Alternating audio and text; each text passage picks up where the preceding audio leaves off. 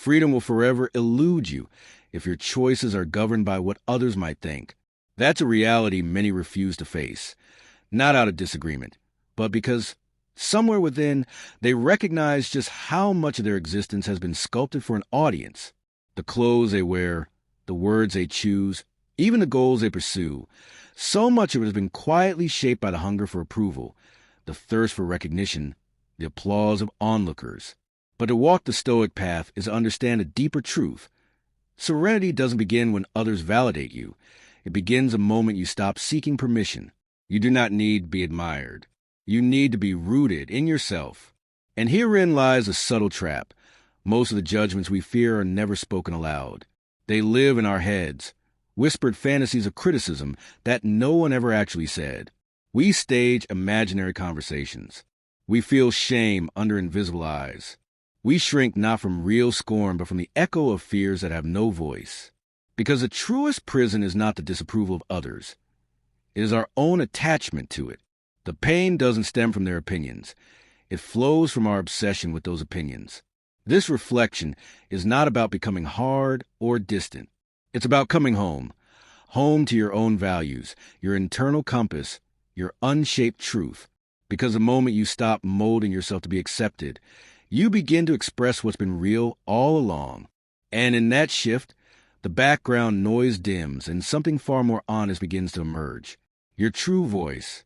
Here's what the Stoic knows. Someone else's thoughts are not your identity. Living beneath the weight of assumed perception is draining in ways most don't even realize. You wake each morning, and before your own thoughts have found their footing, the phantom voices of imagined observers are already whispering. Will they like this version of you? Will they support your next step? Or will they tear apart how you look, how you act, how you choose to live? So many people barter away their peace for the false security of approval, never realizing the cost. But the Stoic, he sees through the illusion. He knows your mind is yours alone, even though, from the earliest days, you were trained to surrender it, first for the comfort of parents, then the validation of teachers, then the acceptance of peers. You learn to shape yourself to match applause. You soften your voice to sidestep conflict. You hide your edges to avoid standing out. Slowly, invisibly, you become someone sculpted by response rather than truth. And a life built on reaction will never feel free. The Stoic path asks something more courageous. It asks you to subtract the noise, to abandon the pursuit of universal approval, and instead ask the question few dare to. Who are you when no one's watching? That's where truth begins. Not in admiration, not in condemnation, but in that silent space where your inner voice speaks freely, not distorted by performance, not silenced by fear. And yet, that voice so often falls quiet, not because it vanishes, but because it's drowned out, drowned by the need to fit in, drowned by the weight of imagined judgment, drowned by the desperate longing to be seen and understood. But the reality is harsh and liberating. No one will ever see you fully. They will catch glimpses, fragments. They'll like one trait, misunderstand another, and fill the rest in with projections of their own experience. Their praise is incomplete. Their rejection, often more about them than you. Their opinions, though loud, are rarely precise. Imagine someone skimming a single line of a novel and deciding they understand the entire story. Would you take their opinion seriously? And yet, that's exactly what we do when we let others define our worth based on slivers of what they perceive. The Stoic doesn't surrender the pen of his life to passing editors. He writes his truth deliberately, one honest line at a time, not to perform, but to embody principle. And no, this isn't a rejection of feedback. A true Stoic remains humble, always ready to learn. But he refuses to make external approval the foundation of internal identity. There's a clear line between valuing insight and being reshaped by it. That line is called awareness. That's why Stoic practice leans into self-examination, not to ruminate endlessly, but to gain clarity, to sift through the noise, to discover which thoughts are genuinely yours and which were planted by others who never truly knew you. And then there's a silent addiction to approval, the dangerous loop that begins when you allow praise to measure your value. It becomes an insatiable craving. You need more of it to feel worthy. Soon, your sense of peace doesn't belong to you anymore. It belongs to the people you're trying to please. That's why Epictetus reminded us, it is not things themselves that disturb us, but our judgments about them. And so often, the judgments we carry weren't even ours to begin with. They were borrowed, inherited, absorbed. So, how do you free yourself from this? You start by listening to the discomfort, because within that tension is a message, a quiet reminder that your life was never meant to be a mirror for someone else's gaze. That tightness in your chest when someone looks at you with disapproval, that isn't truth. It's a sign, a signal that somewhere along the way, you fuse your identity with how you're seen. You mistook perception for worth. That anxious flutter in your stomach before speaking your truth, that's not intuition. It's fear. Fear of being misunderstood, mislabeled, misjudged. And once you begin noticing these reflexes, these automatic reactions, you can start to loosen their grip, because here's the liberating truth. The instant you stop living for someone else's approval, you start discovering a version of yourself that doesn't shift with the crowd. You stop acting to be liked and begin acting in alignment with what feels right. You move not to impress, but to express. And within that space, raw, unpolished, honest, you find something precious. Stillness, steadiness, clarity. The world keeps buzzing, opinions still swirl, but they lose their hold. They no longer steer you. People will always have thoughts. Let them. That's not your battle. Your work is not to control their narrative.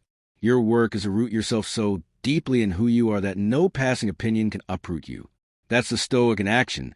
Not flamboyant, not aggressive, just clear. And in clarity, there's real peace. Second, what they think is not your responsibility. We've all picked up the strange and exhausting habit. Try to manage what other people think about us, as if their thoughts were part of our job description, as if we were tasked with curating their opinions, ensuring their approval, constantly adjusting ourselves to fit their mental frame. But the Stoic sees through that illusion. He sees it for what it truly is, a drain, a theft of energy. Because the reality is this, what others think of you is none of your business. It never was.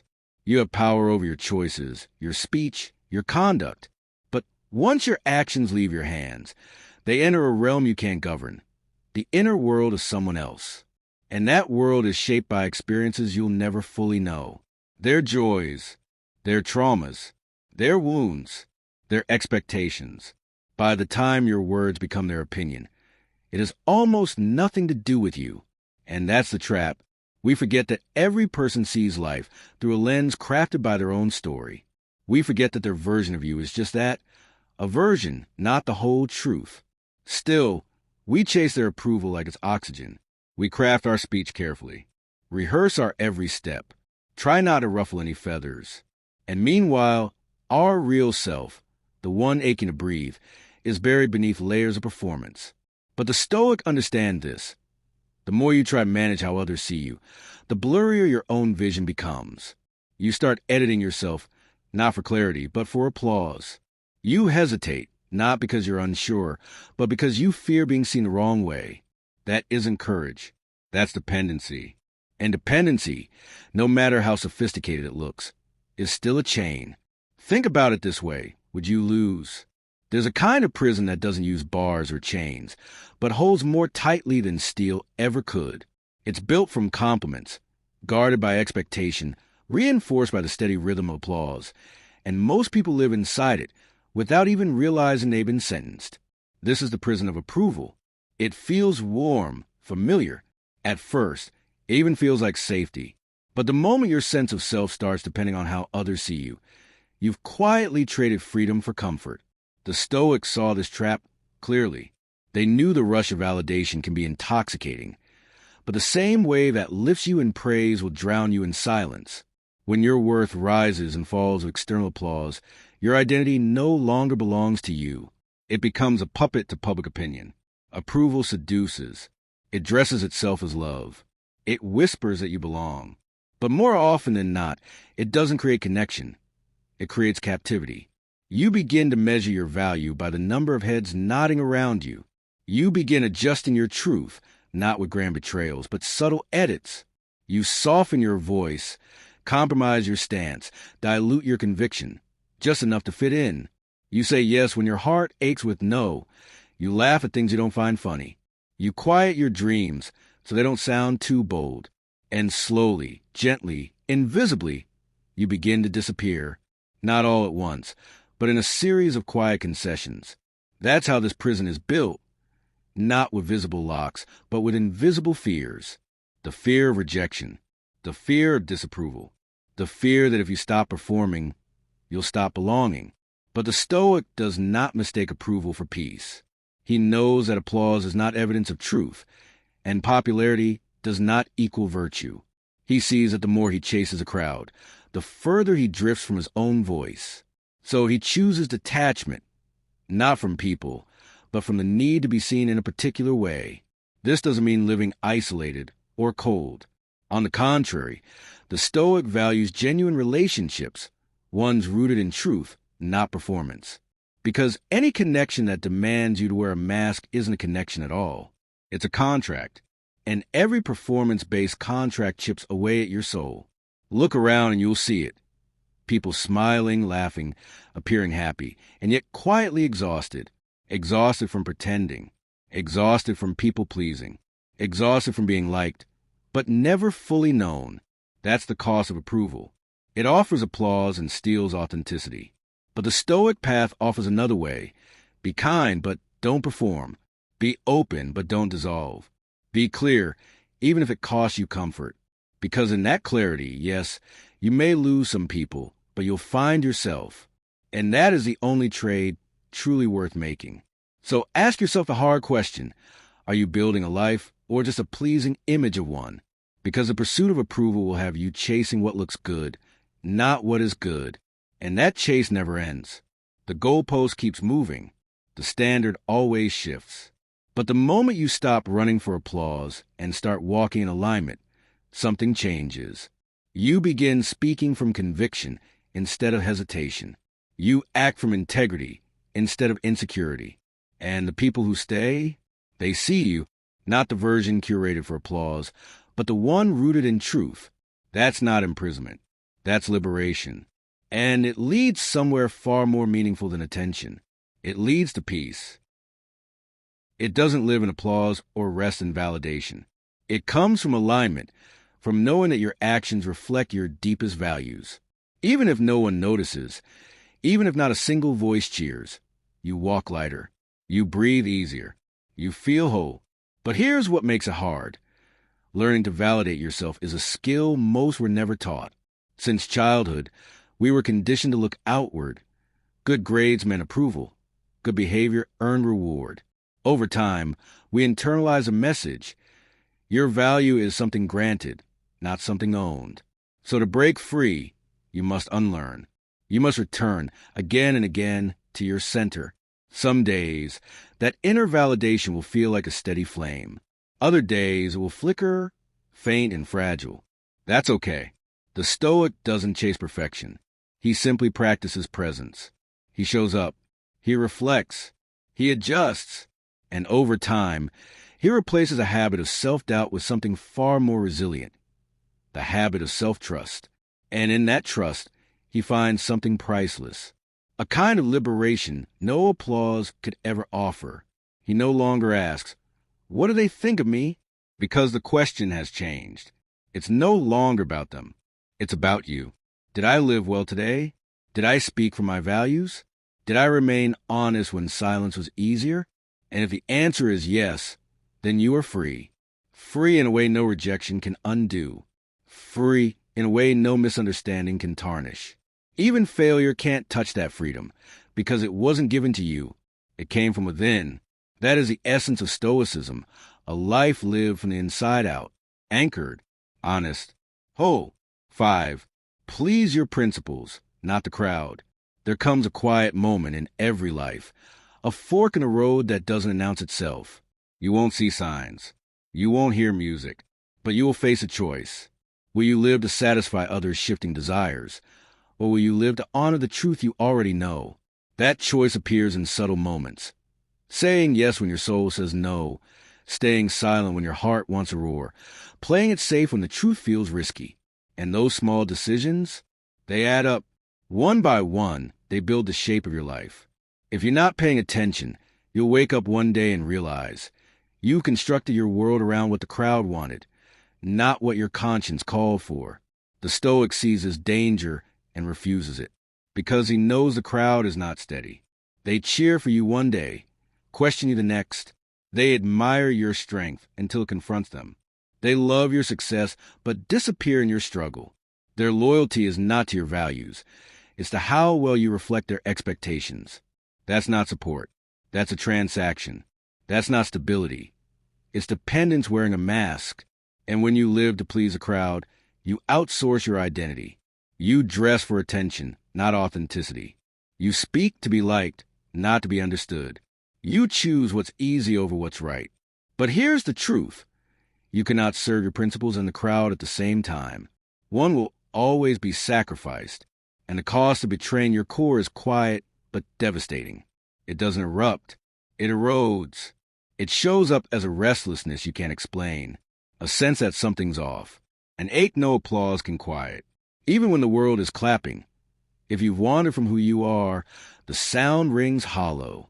But when you live to please your principles, when your choices reflect integrity, when your voice aligns with your values, you earn something irreplaceable, inner peace. It's not dramatic. It doesn't shine, but it's solid. It lets you sleep with a clear heart. It lets you speak without fear. It lets you live without performance. And yes, it's hard. It means standing alone sometimes. It means disappointing those who want a more convenient version of you. It means saying no when yes would make you more likable.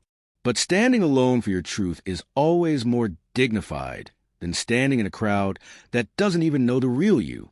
The Stoics believe that virtue is the highest good, not fame, not wealth, not applause. Just a steady, humble practice of living well, even when no one's watching. Epictetus said, "If you wish to be good, begin by believing that you are wicked." In other words, begin with honesty. Be willing to look at yourself, not as the world sees you, but as you truly are. Ask yourself with courage, am I living from my values or from their expectations? Because in the end, you don't answer to an audience. You answer to your conscience. And if that's not at peace, nothing else matters.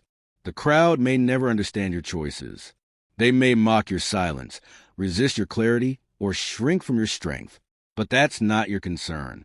Your only concern is, am I honoring the life I claim to believe in? So start there. Each morning, ask, am I living to impress or to align? And if you feel yourself drifting toward performance, pause, breathe, redirect, because you don't owe anyone a show. You owe yourself truth. Live that way long enough, and you may not please everyone, but you'll respect yourself. And in that respect, you'll find peace deeper than applause. The kind of peace that lasts. The kind of peace that leads.